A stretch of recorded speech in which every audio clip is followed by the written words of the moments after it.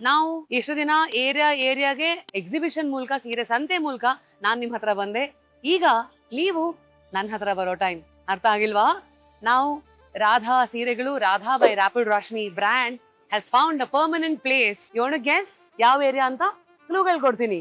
ಈ ಏರಿಯಾದಲ್ಲಿ ಅಪಾರ್ಟ್ಮೆಂಟ್ಸ್ ಗಳು ಬಹಳ ಕಮ್ಮಿ ಇದ್ರೂ ಇದರ ಹಳೇದು. ಎಲ್ಲರಿಗೂ ರೋಡ್ ಸೈಡು ತರಕಾರಿ ಗಾಡಿಗಳು ಓಡಾಡ್ತಾ ಇರ್ಬೇಕು, ಮಲ್ಲಿಗೆ ಹೂ ಮಾರಾಟ ನಡೀತಾ ಇರ್ಬೇಕು, ಮಾರ್ಕೆಟ್ಸ್ ಗಳಲ್ಲಿ ಅಪ್ಪ ಸ್ವಲ್ಪ ಕಮ್ಮಿ ಮಾಡ್ಕೊಳಪ್ಪ ಅಂತ ಶಬ್ದ ಕಿವಿಗ್ ಬೀಳ್ತಾ ಇರ್ಬೇಕು. ಪಾರ್ಕಿಂಗ್ ಮಾತ್ರ ಮರ್ತ್ ಬಿಡ್ಬೇಕು. ಯಾವ ಏರಿಯಾ? ಬೆಂಗಳೂರು ಇವತ್ತು ಸಿಲಿಕಾನ್ ಸಿಟಿ ಬೃಹತ್ತಾಗಿ ಬೆಳೆದಿದೆ. ಇದು ನಮ್ಮ ದೇಶದ ಕಣ್ಣಿಗಿರ್ಬೋದು, ಆದ್ರೆ ನಮ್ಮ ಬೆಂಗಳೂರಿನವರ ಕಣ್ಣಿಗೆ ಈ ಏರಿಯಾದಲ್ಲಿ ಏನಂದ್ರೆ ಏನು ಬದಲಾಗಿಲ್ಲ. ಗೋಲ್ಡ್ ರೇಟ್ 400 ರೂಪಾಯಿ ಇದ್ದಾಗ್ಲೂ ಈ ಏರಿಯಾದಲ್ಲಿ ರೋಡ್ ಸೈಡ್ ಅಲ್ಲಿ ಒಬ್ರು ಹಲಸಿನ ಹಣ್ಣನ್ನ ತೆಗೆದು ಆ ತೊಳೆನ ಫ್ರೆಶ್ ಆಗಿ ಕಟ್ ಮಾಡಿ ನಿಮ್ ಮುಂದೆ ರುಚಿ ನೋಡಿ ಆಮೇಲೆ ಕಾಸ್ಕೊಡಿ ಅನ್ನೋರು. ಯಾವ್ದು ಇದು ಏರಿಯಾ? ಜಾರ್ಜ್ ಬುಷೇ ಪ್ರೆಸಿಡೆಂಟ್ ಆಗಿರ್ಲಿ ಅಥವಾ ಇತ್ತೀಚಿನ ಡೊನಾಲ್ಡ್ ಟ್ರಂಪೇ ಆಗಿರ್ಲಿ, ಈ ಅಂಕಲ್ಗಳ ಕಟ್ಟೆ ಮಾತು ಮಾತ್ರ ಮುಗಿಯದೇ ಇಲ್ಲ ಈ ಏರಿಯಾದಲ್ಲಿ. ಯಾವುದು ಇದು ಏರಿಯಾ?